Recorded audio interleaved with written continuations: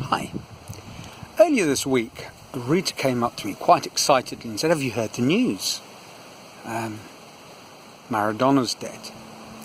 Now that right there was a bit of a surprise. Not Maradona being dead, but the fact that Rita knew about it. She really isn't a fan of football or a follower of football. And I suppose that in itself is evidence of the iconic status that he holds. Maradona, Pele, they're kind of like the Rolling Stones and the Beatles of the football world. And of course I had heard the news, and as much as it was expected, it did make you think a little bit. And in my case, he was one of the great players of his era, one of the many that, well, I never really saw play.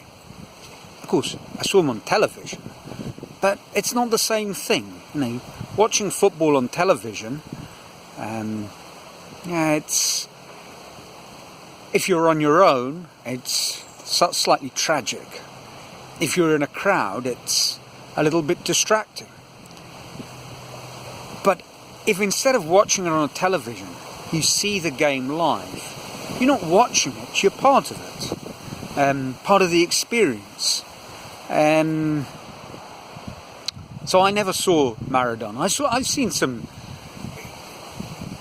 decent games, big games, atmospheric games. I remember shortly after I arrived in England, I saw Arsenal against Liverpool, fantastic game on the North Bank, surrounded by the Nutty Boys, who are one of the many hooligan factions of that time.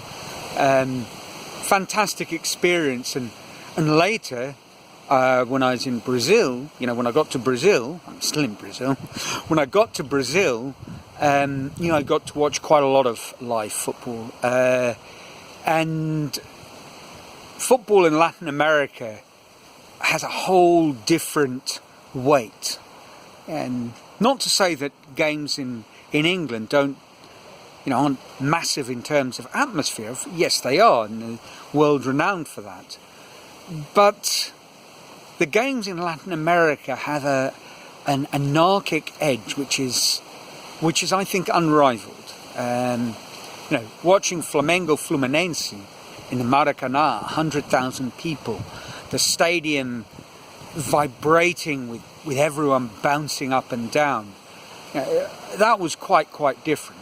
But on one of my trips, I was going to Uruguay to a friend's wedding.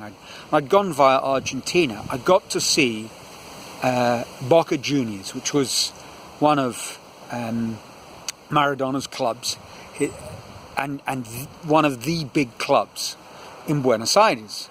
And when I arrived in Buenos Aires, I was there for a few days. I saw that there was a game on, and it wasn't a super classico. There they have derby games, but classico isn't just a local rivalry. It's a sort of mythical status. And the super classico is River Plate Boca Juniors. And I was sort of watching the mini super classico.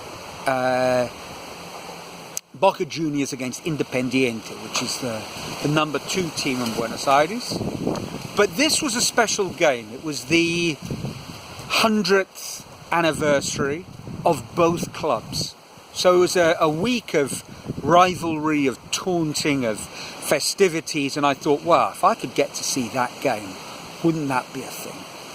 So off I went to the river mouth, Boca, went to start queuing up to get a ticket. I was there 2-3 hours in the queue.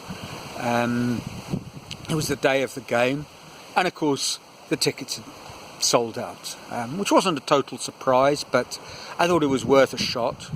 And as I was leaving, this guy kind of sidles up to me, a ticket scalper, and I think he actually took pity on me because I was a gringo. And you'll see what I mean. He didn't see an easy mark. He offered me a ticket for $20, which wasn't too far ahead of the marked up value. So I thought, well, can I trust him? Who knows? But it's $20, and what have I got to lose? So I bought a ticket, and it turned out to be the real deal. So maybe just thought that a foreigner needed to experience the atmosphere of La Bombonera.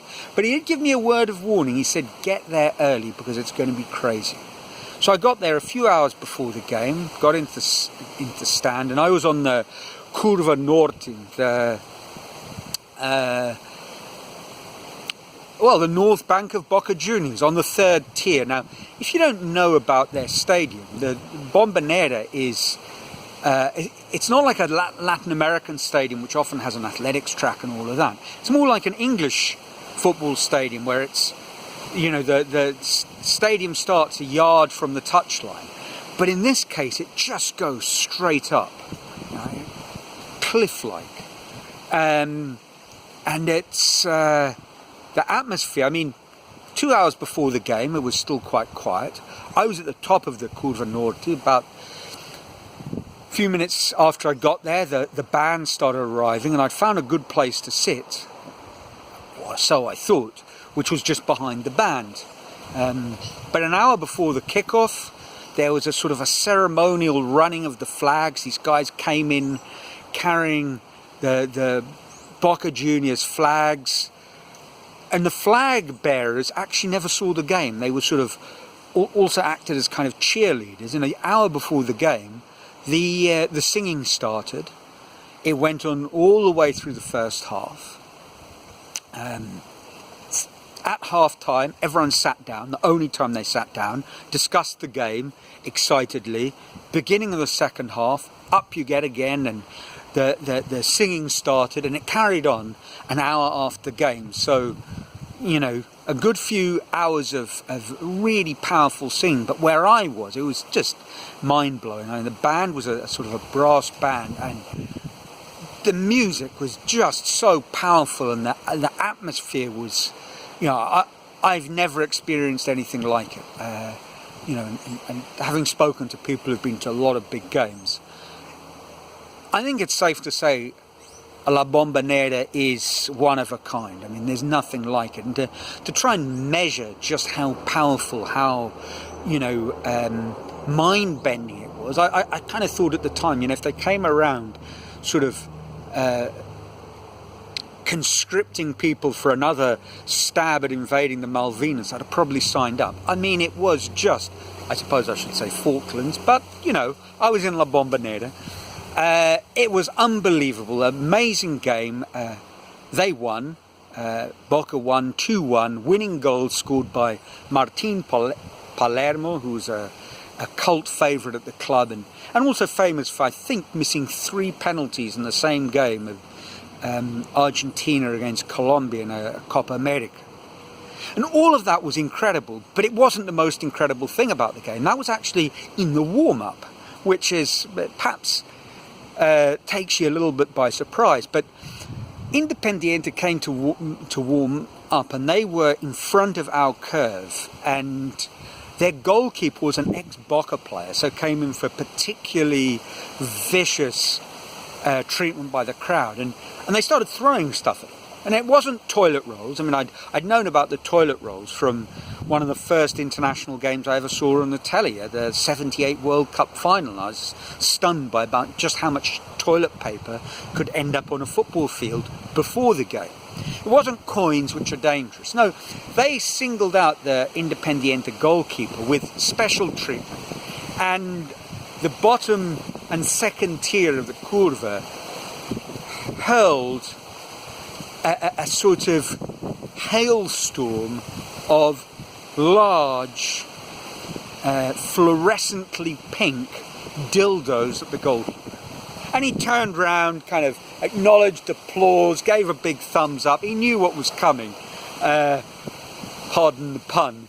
And it was unbelievable. I mean, the whole experience was absolutely incredible, unforgettable. Unmatched, and there's still games I'd like to see, but that's a memory that I will never ever forget, and it gave me a little bit of a feel this week for the intensity of Argentina football fandom, and in particular the intensity of fans at Boca Juniors. And so we said goodbye to Diego Maradona. And this week I'd been thinking about what I wanted to talk about, after the dark tales of my friend Lucho. And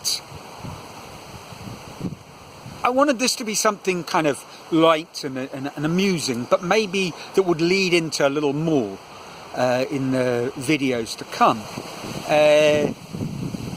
Actually, after the pink dildos, should I be saying the videos to come? But it's puns abound. No, forget that, Neil. Anyway, I thought I'd move into a series of things that I enjoy doing and have some sort of life lesson. And you might be saying, but what lesson could possibly lie in this little tale? And I was thinking about it, and it struck me that actually there was a very powerful takeaway. I absolutely loved that game and many of the other games that I've seen. And one of the things that all of them had in common was that to get a ticket to the game involved queuing up, and always for me, I was never a season ticket holder at Arsenal, and so it was always queuing up. There was the chance that you wouldn't actually get a ticket to the game, and to load the odds in your favour, it meant queuing up for hours and hours before the office even opened. And I wonder how much that building up of anticipation and the suffering that you go through to actually just get a ticket, never mind watch the game, how does that influence how much you enjoy the spectacle? It makes you invested in enjoying it from the very get-go, in a way that now with the non-stop football that we have on television, it just isn't the case. It's a game followed by another game and another game, and it's all fantastic, and if you miss it, it'll be replayed. So it's the ritual and the iconic specialness of it has just been stripped clear. And I think very much the detriment of our experience.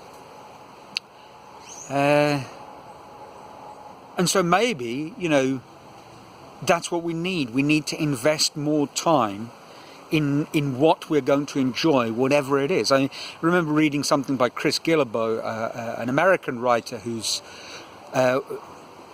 travelled to every country in the world. He's big in the sort of blogging world and has an interesting page, The Art of Nonconformity. He set up a gathering in Portland, Oregon, called the World Domination Summit. Really interesting guy. But he said, when asked, what qualities do you need to go to every country in the world? He said, well, a high tolerance for airports, because you're going to find yourself stuck at them for a very long time, and we're talking days rather than hours. It's maybe why I don't like a lot of conceptual art, because what I see in it is that the artist had an idea, but then just didn't have the, in honour of Maradona, the cojones, to sort of, huevos, to see it through himself, and just paid someone else to do it. And it's not the same. So, if there's a takeaway, my message to you is get better at queuing. And invest time in the things you love. And that sort of resilience, now more than ever, I think would stand all of us in good stead, whatever it is we're doing. So until next week, from a sunny Brazil, ciao.